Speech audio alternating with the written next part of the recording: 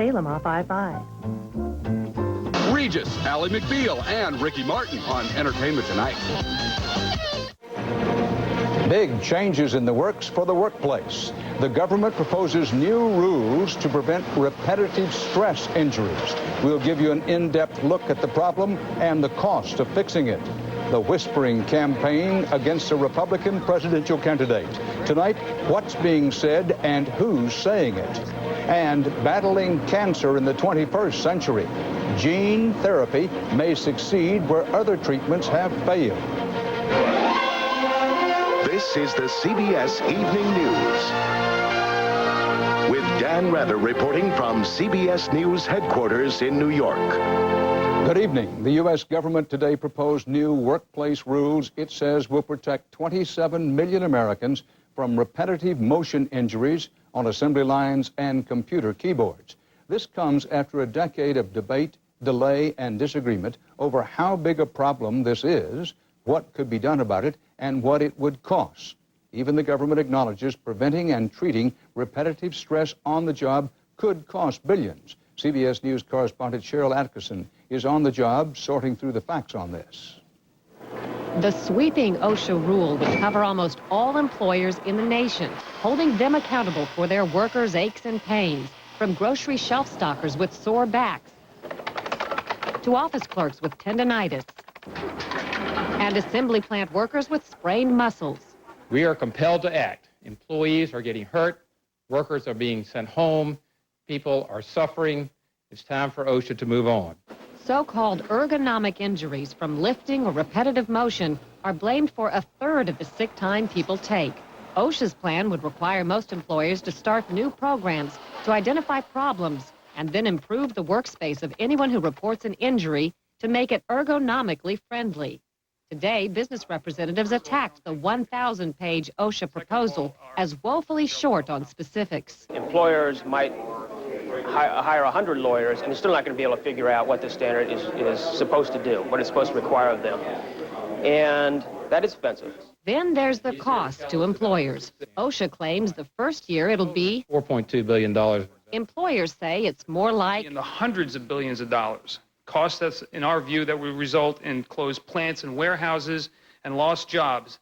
And of course, this is going to be reflected in the cost of goods to the American consumer. That disparity pretty much sums up how far apart the two sides are on any kind of agreement. OSHA hopes to make the rule final by the end of next year.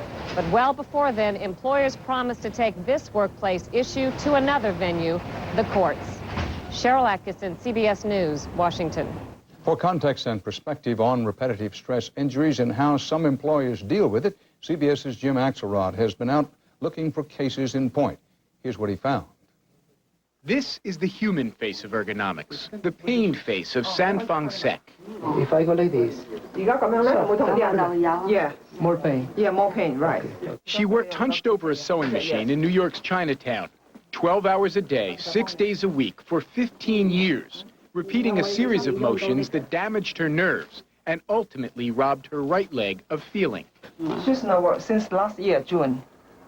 Since last year, June, right. She has been out of work because of her injuries? Right. I have seen patients that cannot hold a cup of coffee because their hands are so weak. The story of Sanfang Sek tells us a lot about ergonomics and today's workplace. The pain is felt by all sorts of people, not just those pecking away at computer keyboards all day. And what's happening at this garment factory tells us a lot about how to deal with that pain. Peter Wong didn't wait to be told how to prevent repetitive stress injuries. 3 months ago, he bought new chairs for his entire factory floor. Chairs that adjust to the individual postures and positions of each of his 60 workers. Before the old chairs, afterward we feel very tired and the back hurt. The kind of upgrade the Clinton administration proposal would make mandatory. At $150 a chair, Wong says it's some of the best money he's ever spent. There are less people calling in sick, and you know, for me, I need my employees to be here and in order to make my production. So the more comfortable they are, the more productive they are, the better it is for me. Better for him and for his workforce. The kind of factory Sanfang Sek wishes she could have found years ago. Jim Axelrod, CBS News, New York. A congressional report out today on Y2K readiness finds most U.S. government agencies are ready, most but not all. 4 departments still need to convert some crucial systems. The Justice Department is cited in particular. Also subject to possible Y2K problems, the federal food stamp program, food safety inspection, public housing projects, and foreign airports. More potentially costly legal problems today for Microsoft, already fighting government antitrust charges that it is a monopoly. This time, its lawyers representing thousands of consumers going after the software giant to try to recover cash for customers. CBS's John Blackstone reports what's behind the latest lawsuit. Seastrom Associates, a tiny New York advertising agency, believes now is the time to make the software giant Microsoft accountable to consumers. Seastrom is one of several computer users who filed suit against Microsoft, seeking what could amount to billions of dollars for charging too much for its Windows operating system. As computer prices and as component prices and as software prices in general have come down, why hasn't the operating system price come down? California attorney Daniel Mogan is one of those attempting to sue Microsoft on behalf of tens of thousands of computer users. At least 4 class action suits have been filed since a federal judge determined earlier this month that Microsoft is a monopoly. But Microsoft argues the judge has yet to decide whether or not the company broke the law. These lawsuits are premature, they're inappropriate. We think that at the end of the legal day, that the court is going to rule that Microsoft's actions have been completely fair and legal. But attorney Mogan says evidence in the antitrust suit shows Microsoft could have charged as little as $49 for Windows, but instead almost doubled the price to $89. And the only reason that that could occur is because somebody has rigged the market. Technology writer Peter Coffey says there's a strong chance the court will find Microsoft's monopoly has driven up the cost of personal computers. The court will find that the typical PC cost anywhere from $50 to $90 more than it would have in a completely competitive market. If it loses a class action suit, Microsoft could be forced to pay back 3 times as much as it overcharged. John Blackstone, CBS News, San Francisco.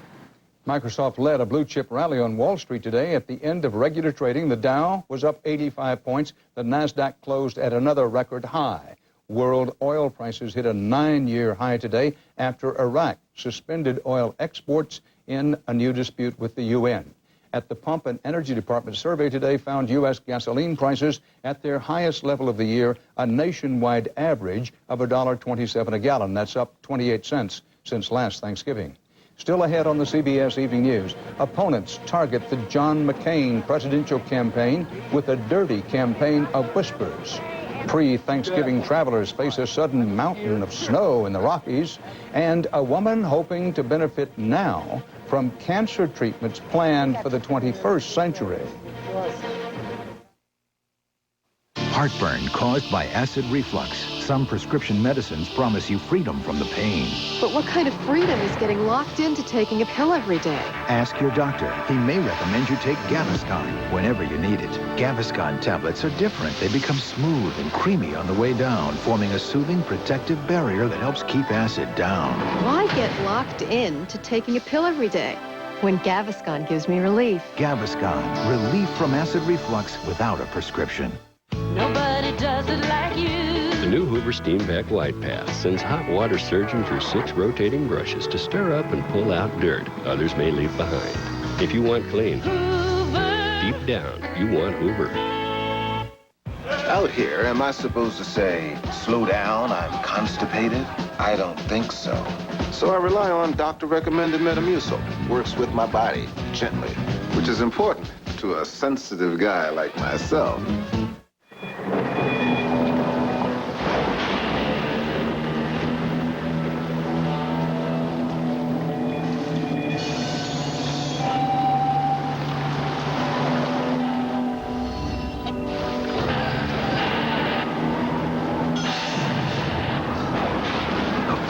Be a lot closer than you think.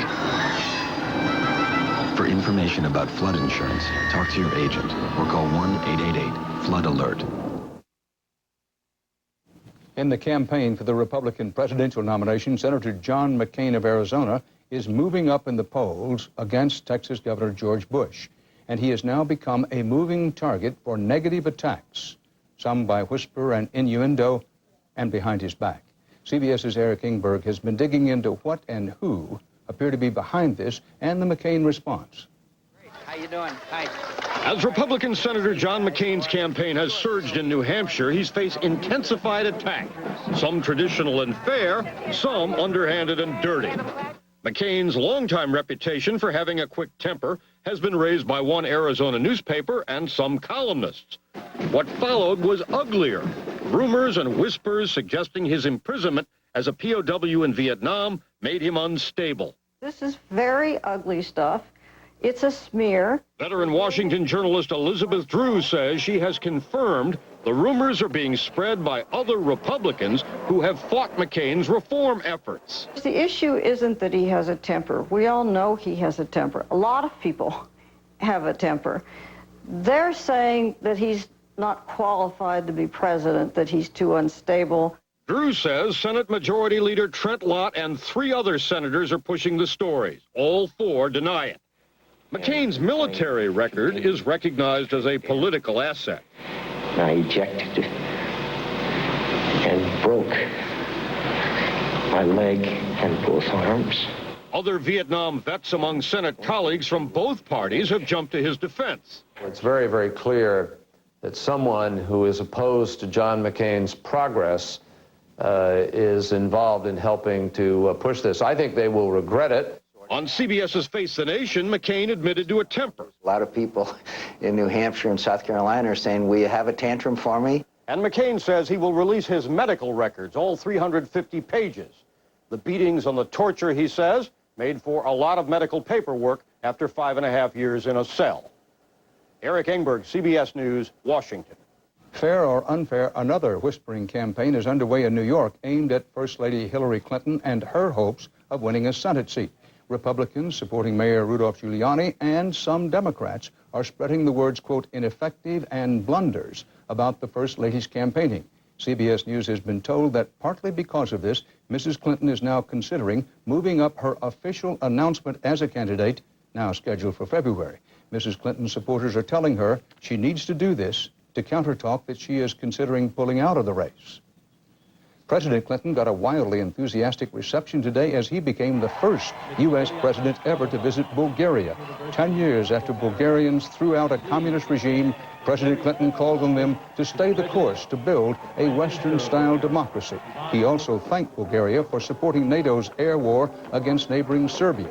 Tomorrow, the president visits U.S. troops in Kosovo.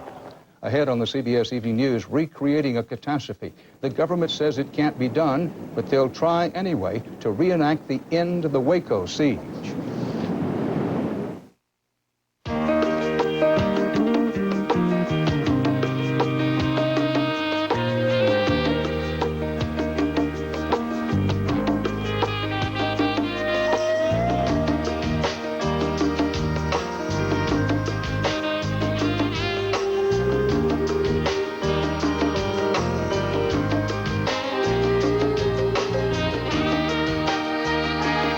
Ask your doctor about Viagra.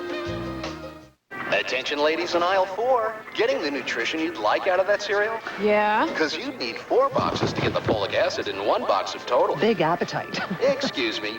12 boxes to equal the zinc in total. Need another coupon? And you. Even 25 boxes couldn't equal the vitamin E in total. Express Lane? I don't think so. Only Total has 100% of 10 vitamins and minerals. No other leading cereal comes close. We'll take the Total. Total Raisin Bran, Total Cornflakes. What are you getting for breakfast? My driving test kind of got off to a bad start. On calls like this, you want to talk a while. That's why it's always a good idea to dial 10-10-321. Well, I thought I was in first. With 10-10-321, you save 50% on calls over 10 minutes. Now, that's just 8 cents a minute, day or night. I was supposed to turn on the blinker. And no monthly fees. And that 50% off, you can go on and on and on. So finally, I pull out of the parking space. Talk as long as you want with 10-10-321. I may look young, but I still suffer from hot flashes. I discovered a natural way to deal with it. New Healthy Woman from the makers of Monistat. Healthy Woman's a soy menopause supplement that helps relieve hot flashes in a natural way. New Healthy Woman. So you don't think it's a big deal to put up with diarrhea when you're at home? Ooh, too bad you missed out on our $50,000 grand prize. If you take Imodium AD right away, you can stop diarrhea, often with just one dose. Pizza. So, what are you waiting for? Hello?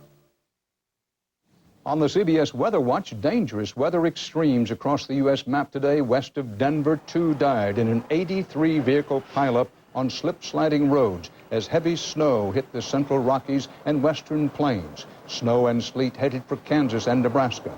In Southern California, 70-mile-an-hour winds downed trees and power lines, causing blackouts in coastal communities.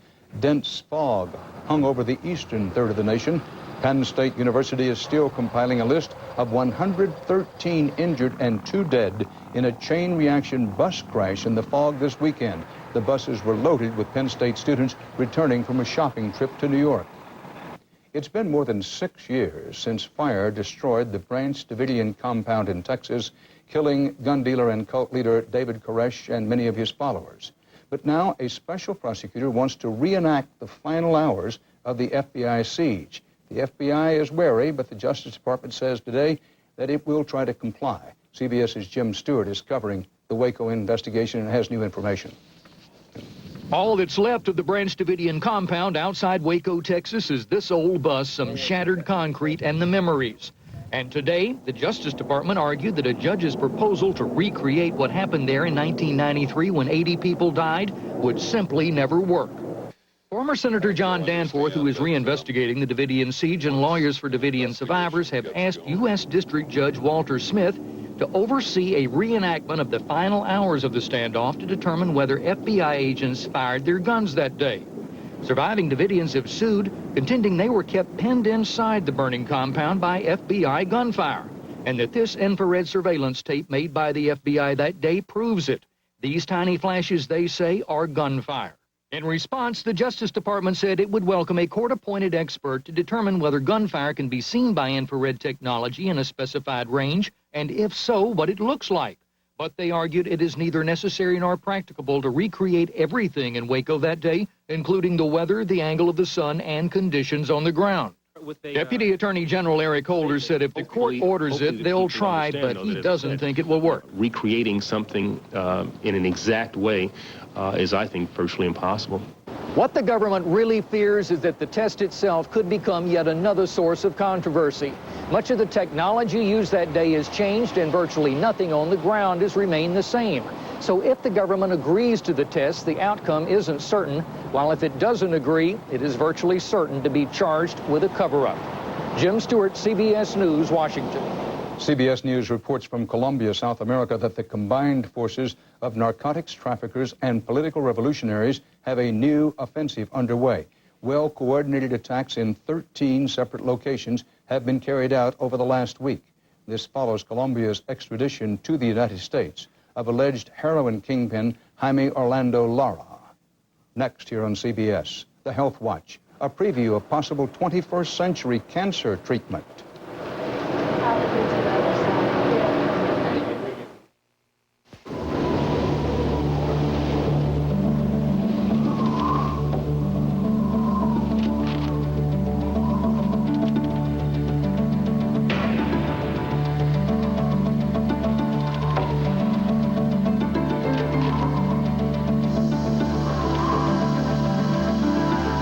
Try genuine Bear Gel Caps, the only gel cap that can help save your life. Bear Gel Caps, powerful pain relief, and so much more.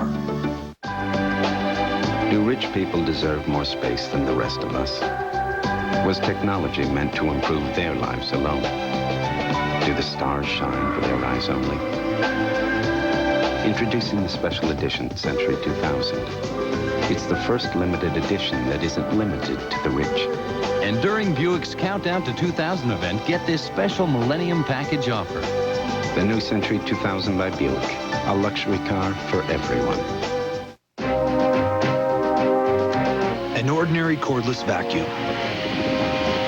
The Dustbuster, the most powerful cordless handheld vac you can buy. The Dustbuster, available with VersaPack power, built by Black & Decker. It's time for your heartburn to kick in because your heartburn relief gave out. It happens 2 or more days a week, even though you've treated it and changed your diet. That frequent, persistent heartburn may be due to acid reflux disease, potentially serious. It's Prilosec time. Time to see your doctor about prescription Prilosec. Your results may vary, but for many people, Prilosec provides 24 hours of complete heartburn relief with 1 daily dose. Ask your doctor for more information about Prilosec and if it's right for you. The most common side effects are headache, diarrhea, and abdominal pain. 24 hours of complete heartburn relief is possible. It's Prilosec time. On the CBS Health Watch, new research published by the American Heart Association today. Subject, the fen-phen prescription diet drugs once used by up to 18 million Americans until they were taken off the market. This study strongly suggests that dexphenfluramine is linked to heart valve damage in a small percentage of cases, but the damage may be reversed gradually when users stop taking it. Also on the CBS Health Watch, the second of 2 reports on cutting-edge cancer treatments for the 21st century. Tonight, news about genetic medicines that may treat, even prevent, cancer. CBS's Elizabeth Caledon gives you a preview on our countdown to 2000. Conventional medicine just wasn't working for Charles Rogers. Chemotherapy and radiation made him terribly sick. Surgery wasn't an option. You can see his very large tumor. So doctors at Houston's MD Anderson Cancer Center thought his only hope of surviving the huge tumor in his lung was an experimental treatment known as gene therapy. I felt from the explanation I had that this was the thing to do, and let's do it quick.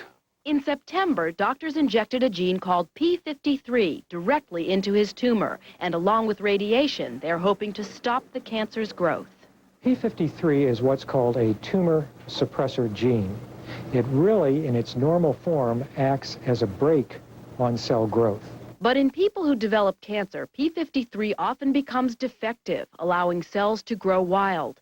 The idea in gene therapy is to take new P53 manufactured in the lab and deliver it directly into the tumor. The good gene takes over the function of the defective one, causing cancerous cells to self-destruct. It's too early to tell if Charles Rogers will benefit, but other lung cancer patients have seen their tumors shrink. I'm certainly very excited about it. I believe that it's certainly one part of the future. So many scientists are convinced the key to beating cancer in the next millennium lies in the genes. They are forging ahead to find a variety of genes that can be safely manipulated to reverse lung and ovarian cancer and even the deadliest of brain cancers. Bring the tomato. At the age of 68, Joyce Turner was dying of an aggressive brain tumor, a particularly devastating prognosis for someone who had already survived breast and ovarian cancers. It distressed me terribly because pieces of my body I can live without. That's okay, but my brain is me. Surgery and radiation failed. Everything that is white is tumor that grew back. Dr. Isabel Germano believed gene therapy was Joyce's only chance. She was right. CAT scans now show the cancer has vanished. After the gene therapy, everything here is normal. This patient has been tumor-free for close to a year. But Dr. Mark Pegram says the technology still has a major hurdle to clear. Right now, a deactivated common cold virus is used to ferry genes to their targets, but it can't always reach all cancerous cells. What we have now is an engineering problem. We just have to figure out and be smart and design ways to get the genes to where we want them to go so that they can do their job. That's just a matter of time, 2 to 3 years, according to Dr. Roth, who believes gene therapy promises not only a cure, but maybe even prevention. In the future, we might be able to see individuals who are at high risk for developing cancer, identify genetic abnormalities that are present, and even correct those before the cancer develops. We could reverse the activity of the genes that could make them sick? That's my dream. It's a dream that many believe will be a reality, completely changing the way we often view cancer, from a death sentence in the 20th century to a disease we can learn to live with in the 21st. For CBS News, I'm Elizabeth Caledon for Countdown to 2000.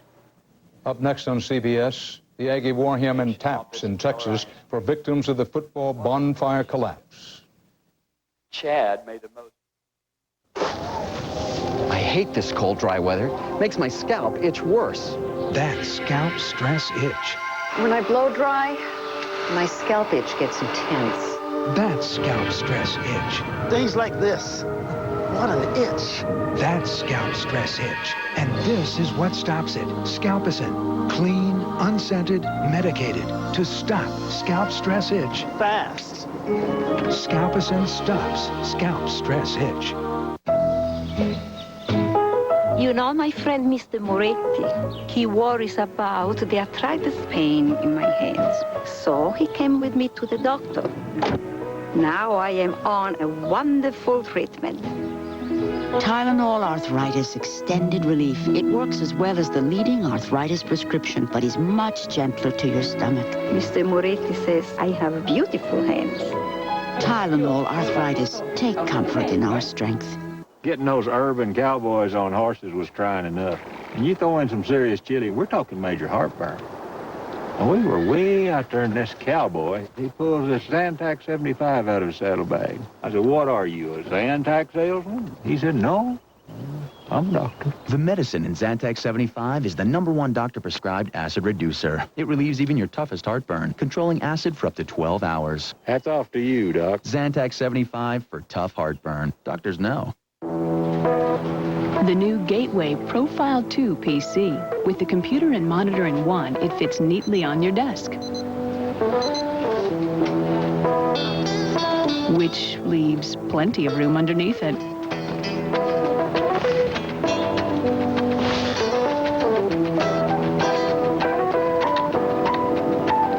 Featuring the Intel Celeron processor. Call 1-800-GATEWAY. Thousands of mourners gathered across Texas today for funerals of 5 students killed last week in the bonfire collapse at Texas A&M. The death toll stands at 12. One other student is still in critical condition. Both Texas A&M and its arch rival, the University of Texas, have canceled the usual pep rallies, but their big football game will go on as scheduled the day after Thanksgiving. One of the pioneers of electronic journalism as we know it today and one of the builders of the CBS News tradition died over the weekend. Bill Crawford was taken by cancer at age 70. As a producer of this and many other CBS News broadcasts, Bill became a behind-the-scenes legend in the craft because he was such a good writer, because he set such high ethical standards, and because he was the nicest tough guy in the business. In the 1950s, Crawford wrote and produced television's first network evening news broadcast with Douglas Edwards. In 1960, he helped develop the format for modern election coverage on TV. He was a key producer of coverage of President John F. Kennedy's funeral and of the turbulent period of the Vietnam War and the Watergate scandal. He covered most national political conventions for a half a century. He was the senior broadcast producer for the CBS Evening News until 1991. Bill was a gifted teacher who made CBS a writer's network by teaching and leading 2 generations of journalists here. He was a good friend. We have his family very much in our minds as we remind ourselves how much we miss him. For the CBS Evening News, Dan Rather reporting. Good night. For news 24 hours a day, CBS.com on the internet and on our interactive partner, America Online, at keyword CBS News.